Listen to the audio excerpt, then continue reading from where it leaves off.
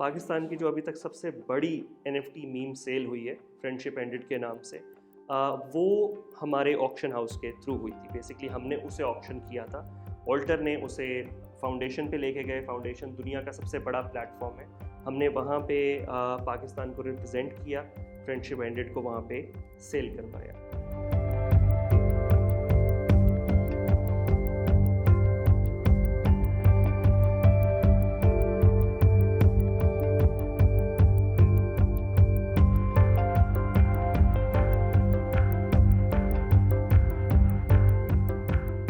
हमारा startup basically deal करता है डिजिटल असासों के साथ। हम डिफरेंट आर्टिस्ट के साथ, डिफरेंट गेम स्टूडियोज़ के साथ, डिफरेंट क्रिएटर्स के साथ कोलैबोरेट करके उनके फैंस को, उनके मद्दाहों को डिजिटल कलेक्टिबल्स ऑफर करते हैं। चाहे वो आर्ट के सूरत में हो, चाहे वो 3Ds की सूरत में हो, चाहे वो गेम स्किन्स की सूरत में हो।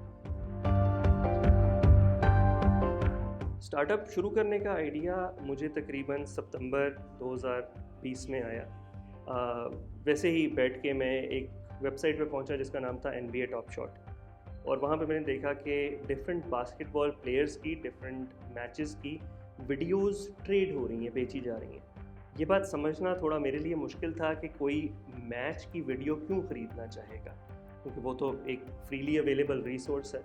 लेकिन जितना उसके बारे में पढ़ा, जितना उसके बारे में देखा, तो समझ आई कि अच्छा जो है NFTs एक चीज़ होती हैं जिनके थ्रू आप आर्ट, वीडियोस, बहुत सारी चीज़ें बेच सकते हो। तो उसको देख के फील हुआ कि साउथ एशिया में, मीना रीजन्स में, नॉर्थ अफ्रीका में बहुत सारे क्रिएटर्स हैं, बहुत सारी चीज़ें हैं जिनको फॉर सेल भी रखा जा सकता है। लेकिन सबसे इम्पॉर्टेंट हमारे लिए ये था कि Web3 में, NFT स्पेस में हम दुनिया के साथ साथ चलें, ना कि हम उनसे पीछे खड़े हों और जब अचानक से चीज़ सारी जगह फैल जाए तब हम भाग के बस पकड़ने की कोशिश कर रहे हो कि वो हम भी यहाँ एग्जिस्ट करते हैं।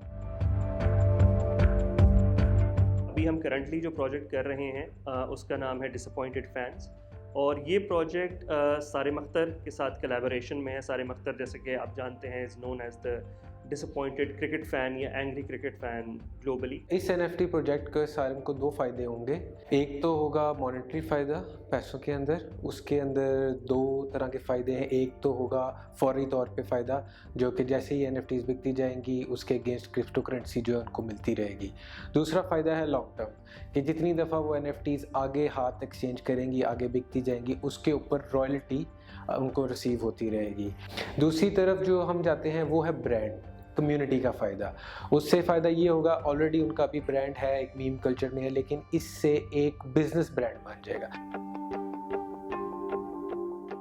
हम इनके साथ ये प्रोजेक्ट कर रहे हैं और हम इनके NFTs बना रहे हैं, और ये NFTs हम ऑफ़र करेंगे डिफरेंट स्पोर्टिंग कम्युनिटीज़ को, डिफरेंट कलेक्टर्स को, डिफरेंट बायर्स को। हमारे पास डिसअपॉइंटेड रेसलिंग फ़ैन है, हमारे पास डिसअपॉइंटेड क्रिकेट फ़ैन है, हमारे पास डिसअपॉइंटेड बास्केटबॉल फ़ैन है, हमारे पास डिसअपॉइंटेड राइडिंग एक जॉकी है।